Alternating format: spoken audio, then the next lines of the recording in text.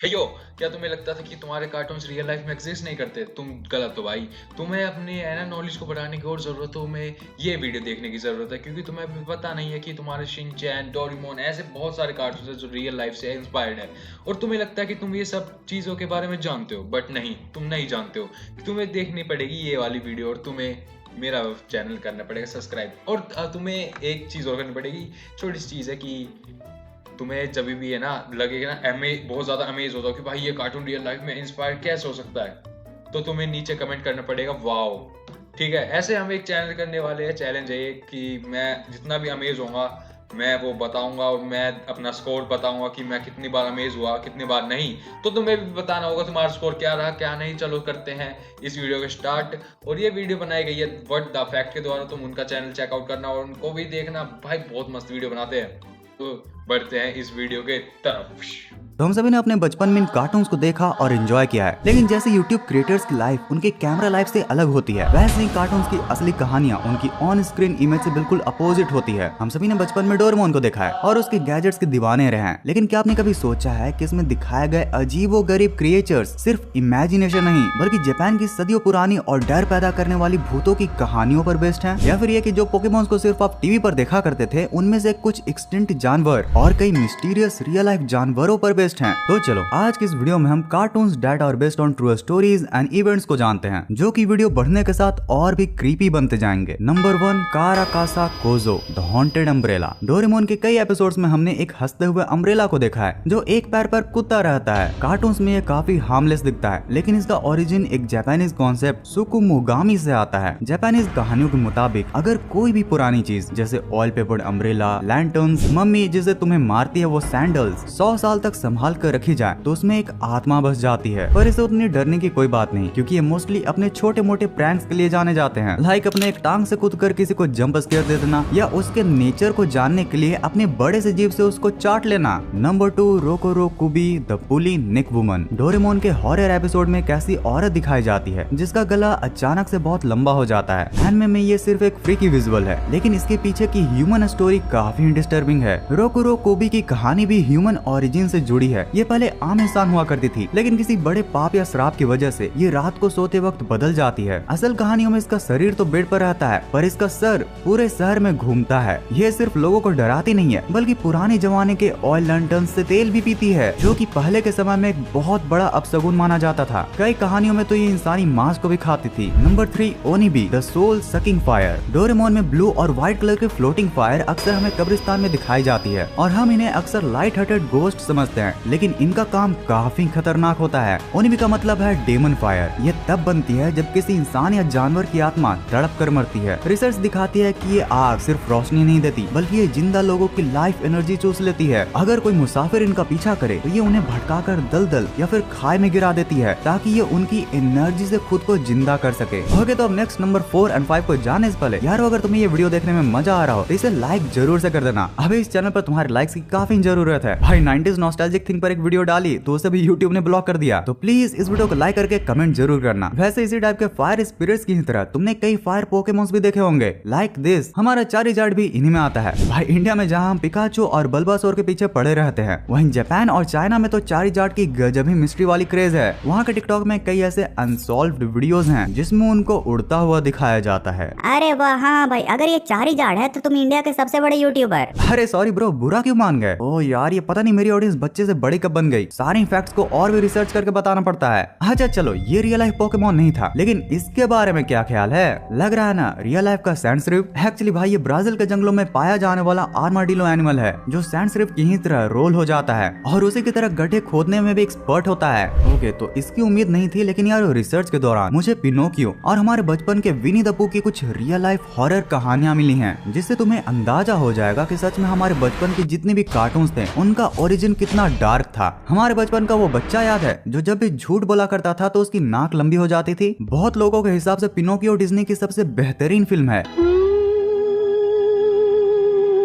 One you wish upon बहुत पहले किसी अजीब सी दुनिया में कैपिटो नाम का एक लकड़हारा होता है जो एक दिन लकड़ी से एक पुतला बनाता है और उसका नाम रखता है पिनोकियो, और फिर दिल से एक ख्वाहिश करता है काश लकड़ी का पुतला एक सच्चा लड़का बन जाए। फिर एक रात आसमान में एक टूटा तारा चमकता है और अगली सुबह पिनोकियो जिंदा हो जाता है। फिर जब एक दिन पिनोकियो स्कूल जा रहा होता है, उसे रास्ते में एक सफर करता हुआ नाटक का शो मिलता है। उसे लालच दिया जाता है और फिर वो दूसरे कठपुतलियों के साथ स्टेज पर नाचने लगता है। लेकिन जब वो वापस घर लौटना चाहता है, शो का मालिक उसे बंद कर देता है, कैद कर देता है। तब एक जादुई परी आती है और उसे आजाद करवाती है। लेकिन जब पिनोकियो झूठ बोलना शुरू करता है तो उसकी नाक बढ़ने लगती है, धीरे धीरे डरावने तरीके से। आखिरकार पिनोकियो और उसका दोस्त जिमी क्रिकेट घर लौट आते हैं, लेकिन वहाँ उन्हें पता चलता है गपीटो तो उसे ढूंढने समुद्र निकल चुका है और एक विशाल वेल ने तो उसे निगल दिया है। हमारा ब्रेव पिनोकियो फैसला करता है कि अब वो अपने पिता को बचाएगा। वो समुद्र के अंधेरे पानियों में उतरता है, वेल के पेट के अंदर तक पहुंचता है, लेकिन अनफॉर्चुनेटली गैपिटो को बचाते हुए पिनोकियो डूब जाता है। और यहीं यह स्टोरी काफी ज्यादा डार्क हो जाती है। लेकिन क्योंकि ये एक डिज्नी फिल्म थी और उसने अपनी जान देकर अपने नेक दिल होने का सबूत दिया था, जादुई परी उसे दोबारा जिंदा कर देती है और तो और उसकी डोरियां भी खत्म कर देती है और इसी तरह वो पहली बार एक सच्चा इंसानी लड़का बन जाता है। लेकिन यारो ये तो सिर्फ एक फिल्म की कहानी थी। असली कहानी जो कि द एडवेंचर्स ऑफ पिनोकियो में लिखी गई थी वो काफी ज्यादा अंधेरी और डरावनी थी। ये कहानी लिखी थी कार्लो कैलोडी ने और ये सबसे पहले बच्चों के लिए एक वीकली न्यूज़पेपर में छपी थी। लेकिन उसमें पिनोकियो फिल्म वाला मासूम बच्चा नहीं था, वो एक बदतमीज, जिद्दी और शरारती लड़का था जो कि अपने ही पिता गेपिटो का मजाक उड़ाता था, उनकी विग तक चुरा लेता था। तो शौक करने वाली बात तो ये थी कि यहाँ जिमी क्रिकेट उसका दोस्त या फिर गाइड नहीं था। एक बार तो जब उसने पिनोकियो को समझाने की कोशिश की थी, पिनोकियो ने उसका,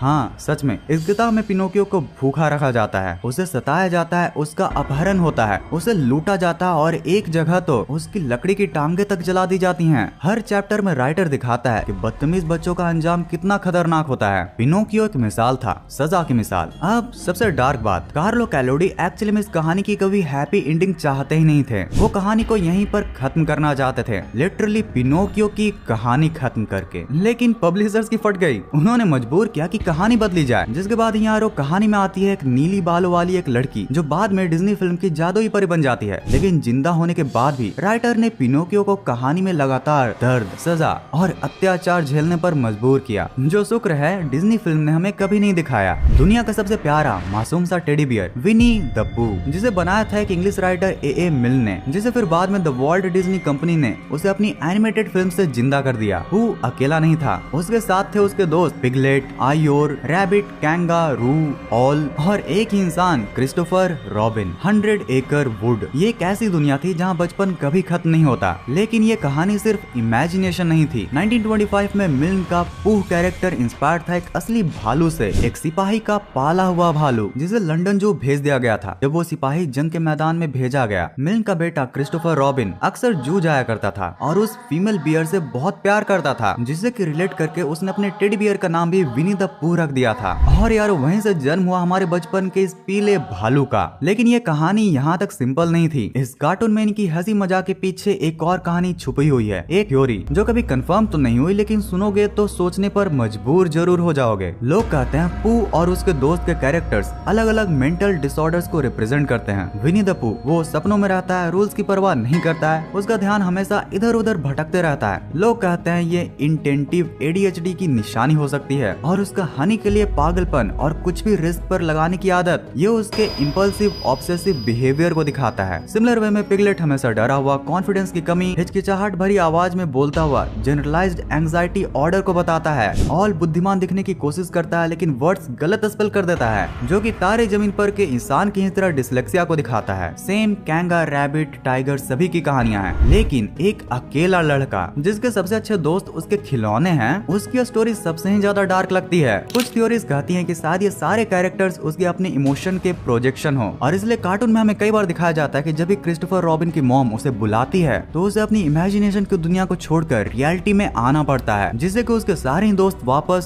सुन हो जाते हैं। लेकिन याद रहे ये सिर्फ एक थ्योरीज है, क्रिएटर्स ने कभी इसको कंफर्म नहीं किया। 1937 में एक फिल्म आई थी snow white and seven drop. ये सिर्फ एक फिल्म नहीं थी, ये थी डिज्नी की पहली प्रिंसेस की कहानी और ये दुनिया भर में जबरदस्त हिट हुई। हम सभी ने इसकी कहानी देखी है। एक मासूम लड़की स्नो वाइट जो अपने जलन से भरे सौतेले माँ के साथ रहती है, जो कि एक रानी भी होती है और अपने शिकारी को एक दिन हुक्म देती है कि स्नो वाइट को जंगलों में जाकर मार दे। लेकिन शिकारी उसकी मासूमियत देखकर उसे जिंदा छोड़ देता है और स्नो वाइट जंगलों में जाकर 7 बॉनों के साथ रहने लगती है। लेकिन फिर बुरी रानी को सच पता चल जाता है। वो जादुई रूप लेकर एक बूढ़ी औरत बन जाती है और स्नो वाइट को देती है एक जहरीला सेब। एक ही बाइट और स्नो वाइट टाइट। सबको लगता है वो मर चुकी है। उसे एक शीशे के कॉफिन में रख दिया जाता है। लेकिन तभी एक राजकुमार आता है और उसे प्यारा भरा किस देता है और वो जिंदा हो जाती है, जिसके बाद हो जाती है एक हैप्पी एवर एंडिंग। लेकिन यार वो असली कहानी इतनी प्यारी नहीं थी। ये कहानी 1812 में ब्रदर्स ग्रिम ने लिखी थी और इसमें तो लगभग सभी चीजें सेम है। लेकिन जब स्नो वाइट जहर वाला सेब खाती है तो राजकुमार उसे किस करके जिंदा नहीं करता है, वो तो उसका कॉफिन ले जा रहा होता है, वो भी घने जंगलों में। तभी जंगल में एक साग से टकराकर वो कॉफिन गिर जाता है। कॉफिन हिलता है और स्नो वाइट का बॉडी झटकता है और उसके गले में अटका हुआ जहर वाला सेब का टुकड़ा बाहर निकल जाता है और इसी तरह वो वापस जिंदा हो जाती है। लेकिन असली डार्क ट्विस्ट तो अब शुरू होता है। राजकुमार ये सब देखकर काफी ज्यादा इम्प्रेस्ड हो जाता है और वो स्नो वाइट से शादी करने का फैसला करता है। एक भव्य शादी रखी जाती है जिसमें हर राजा रानी को बुलाया जाता है। वो बुरी रानी को भी इनविटेशन मिलता है। उसे बिल्कुल भी नहीं पता होता कि ये उसी के लड़की की शादी है जिसे वो मारना चाह रही थी। जब वो शादी में पहुंचती है उसे सजा दी जाती है। उसे पहनाया जाता है लाल तपते हुए लोहे के जूते और उसे मजबूर किया जाता है उन जूतों में।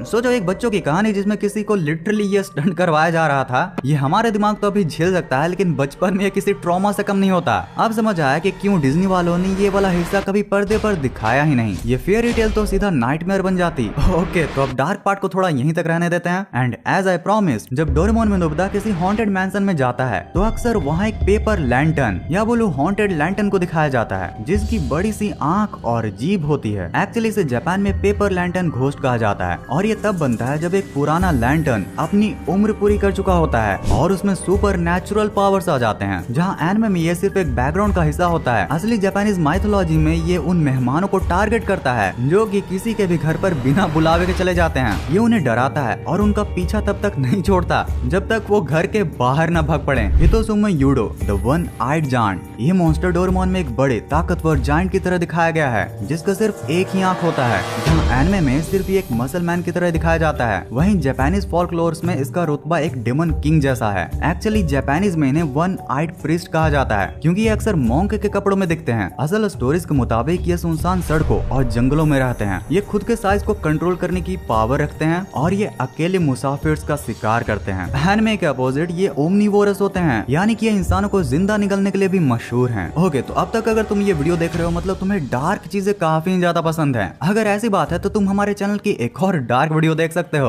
और इस वीडियो को यहाँ तक एंड तक देखने के लिए दिल से thanks for watching this entire video.